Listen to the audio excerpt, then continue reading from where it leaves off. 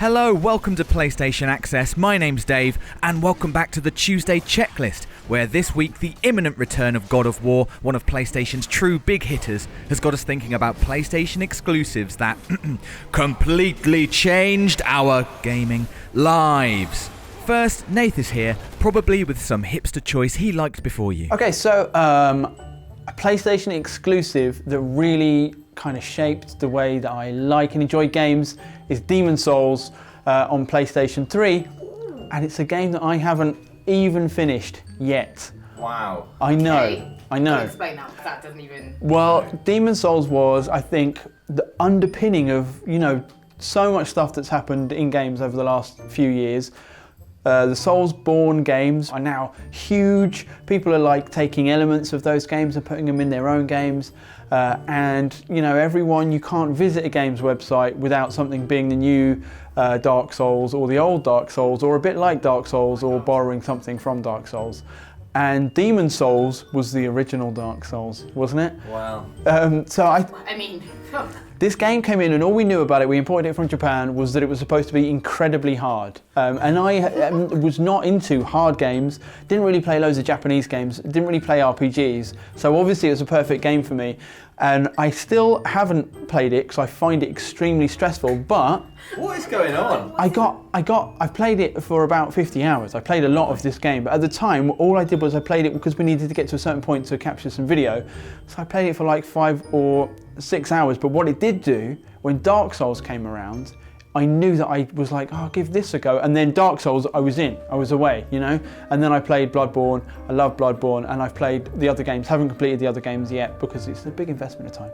But Demon's Souls was at the beginning of it all, and it started on PlayStation 3. It was huge, and I have thought long and hard about this because the PlayStation exclusives, there are tons and tons of them which have, crashed into me and affected me in different ways. They're huge kind of pillars of my gaming life. Like Eco, I could have definitely easily chosen.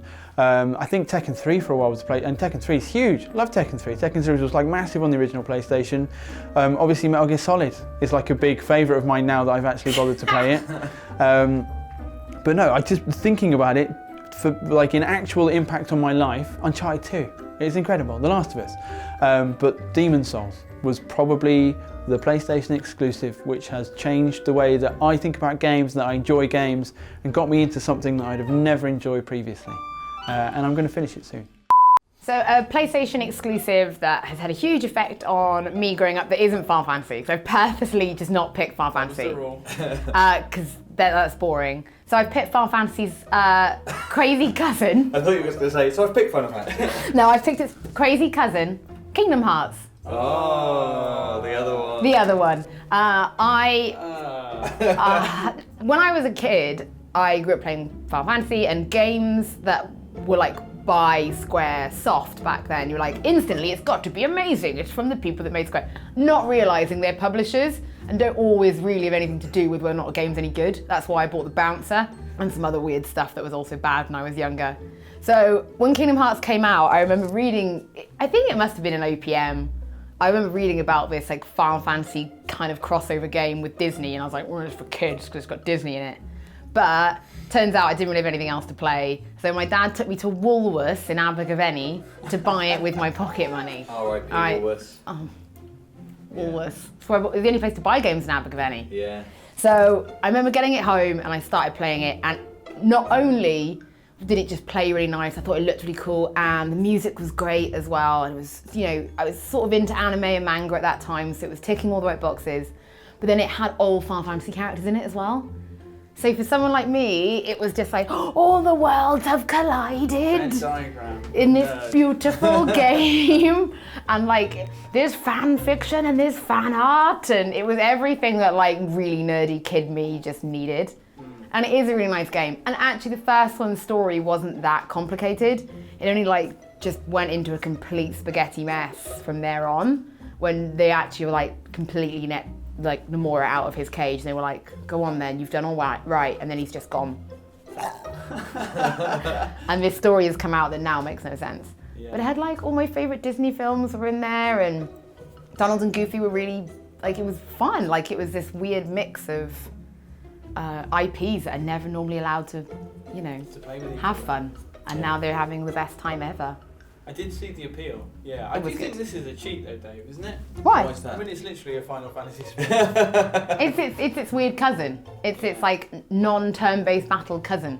I guess that is true. It's more of an action game. It is actually more of an action game, and that was kind of one of the things I've liked because I do, even though I've grown up playing turn-based games, I actually really like action gameplay. So I did kind of prefer Kingdom Hearts. Trust you, Nath, to mention Demon Souls because my game is Blood-Borne, which is one of the descendants of Demon Souls. It's great grandson. It seems like it's also to the side. It's like a great nephew. It is definitely, yeah. All right then, a great nephew, yeah. And Blood-Borne, oh god, it's just brilliant. It's just really good. It's really good. But I suppose, like you, with Demon Souls, I'd not ever played a game like that before. Admittedly, Demon Souls was the first game kind of like that, and it had all these descendants. I knew I should be excited about it because when I was at E3 at the PlayStation conference when it was announced, and it was that great thing of, you know, when they don't tell you what you're about to see, it's like, and now it's time for a trailer or whatever. Instantly, that's great. You're like, oh, hello. What's going on? It's like, you know, the PlayStation symbol. It's like, ooh. From Software, and everyone's like, oh, and it's cool.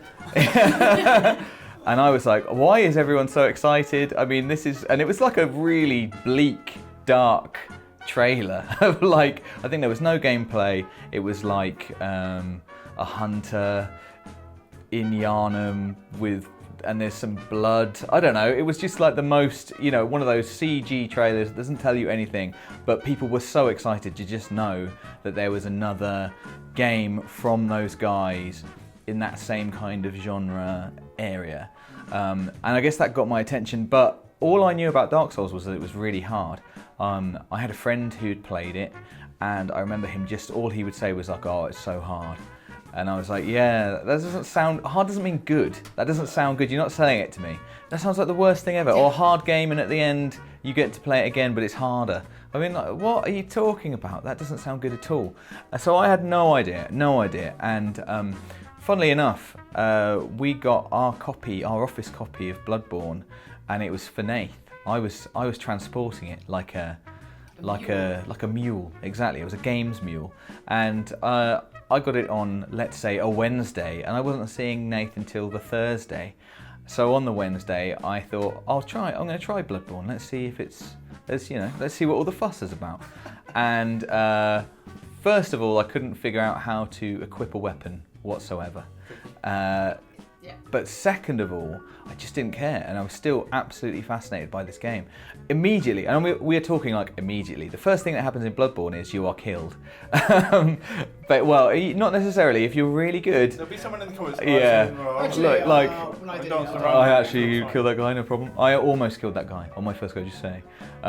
But I did succumb, and which is helpful because then you go to Hunter's Dream and then you get some weapons, although I couldn't figure out how to equip them right then and there. But still, I was absolutely fascinated, went back into Yharnam, and it's really hard to explain why it's so good, but I should try because that's kind of why we're here. I think it's just the storytelling. It's the storytelling and the mystery of it doesn't tell you anything, really. It doesn't tell you anything outright. Everything is told through the environment and kind of like little scraps of conversation you might hear. And there's so much guessing. I guess you just do so much extrapolating of what has happened here. The whole time you're walking around going, what has happened here? Why are the people like this? What is this event? How do I fit into it? What was that opening cutscene about? And it never really tells you, you have to dig really, really deep to properly unpack all that stuff. But just trying to figure it out is so compelling for some reason. When I finally did get the game and started playing it myself, I was like meeting up with friends, like, should we go and get a beer just so we can talk about Blood-Borne? Like, and the amazing thing about that is, when you play with a respectful group of friends, that there has to be this kind of like softly kind of like, whereabouts have you been Did you go past the thing yet? Do you know the thing I mean? You know, because no, you can't. Everything is a spoiler in that game, and you want to discover it all for yourself the first time. But also, you have to talk to everybody about it because of the incredible mystery. And I think I've played loads and loads of amazing PlayStation exclusives, and the PlayStation make incredible exclusives, which is really, really handy. But I don't think I've ever had that compulsion to just tell everyone and speak to everyone and share with everyone about Blood-Borne. Just wanted to know anything, but you know, I wanted to know theories, but only based on what I already knew, like up to my own experience level. I didn't want anything from ahead. And I remember Nath was a bit ahead of me and was just, you know, the most you could get was like, you know, there are some things coming up. Then I'd be like, that's enough information, thank you very much. That's Blood-Borne. Oh God, it's so good. So a game that changed my life is Uncharted 2. Nice. And it did actually change my life. Let me tell you why. I'm excited. Let's settle in. Story time. Yeah. Real talk, I never owned a PlayStation 2. Just let that sink in. Let me know when you're fine with it and then come back to me. Are you fine, Dave? I'm willing to listen. That's a story for another day. Okay. So I'd obviously had a PlayStation 1, Obviously. had all these games. Who didn't have a PlayStation 1? Everyone had one. And then I just sort of filed it at the back of my head under maybe later. Okay. Just like, I got a PS1 at sort of the end of its life. PS2 came along, and I just didn't want to do it again. I was only 9 years old or something. It's a lot of money. And well, my parents didn't want to do it again. So I just had my PS1 for a bit and I was fine with that. And I was at university and around a friend's house one day, just talking. He said, "Oh, have you seen this new game? It's out, Uncharted 2. Didn't know about Uncharted. I knew about the PlayStation 3, but I'd never played a game on it, never seen any games on it. And he booted it up and I was just like in awe. In my head, it's like the Vince McMahon gif where I'm just like, like for ages. And he just from playing the start of the game, even the first level where Drake and Harry are doing the robbery at the start. I'd never seen anything like it. I mean, it had been out of the game for quite a long time, literally the games for quite a long time. But just watching this, and in that time in my life, and I was sort of a pretentious film student, and all looking at like films critically and stuff, and just to see this on the screen being played, you know, this is like Indiana Jones come to life. And I was completely amazed by it. I must have spent like 5 or 6 hours there, just watching him play through the game for the first time. So it wasn't like a story for me to watch because he was going the wrong way all the time and trying different stuff and kept dying. But you know, every time there's a cutscene, it's so cinematic and the characters are so nuanced, and you wanted to listen to what they're talking about. It matters to the story. And I left his house, and on the way home, I stopped off at HMB and bought a PlayStation 3 and Uncharted 2. Amazing. Because I was just so in awe of it. And here I am today playing games again, and my job is now PlayStation based. So without that, I wouldn't have been here. Good point. That is life-changing. Very big. Yeah. What a great game. It happens more in more current games, more modern games, but I think that was the first time I played a game where I just want to stop and look around. Like Nepal was so amazing to see, and you would know that your marker was over there somewhere. You just wouldn't want to go there straight away. You just want to look at the fields and look at the animals and look at the houses. There's so much detail. It's just really great. Dan's chosen the best game. I don't know what we were playing that day. It was hers. I'm at the bit, I've just passed the jail with like the scary snake-headed people. I may as well look straight into the camera because no one else knows what the hell I'm talking about. There's a massive door that I'm about to open, and I know there's a boss in there, and one night I was a bit tired, and in that kind of Dark Souls, Demon Souls way, I was like, not tonight. I'm full of dread and horror, and I've like battled to this point, and I've never, you know, there's always been that little barrier of like, shall I play Demon Souls? And you've got to open the door and then something massive is going to come out and beat the hell out of you, so maybe next time. Except next time was actually when we did the capture for this video and Nath had forgotten where everything was and just got killed. Let us know about the PlayStation exclusives that changed your gaming lives in the comments, give us a like if you enjoyed this video, and join us again next week for another Tuesday checklist.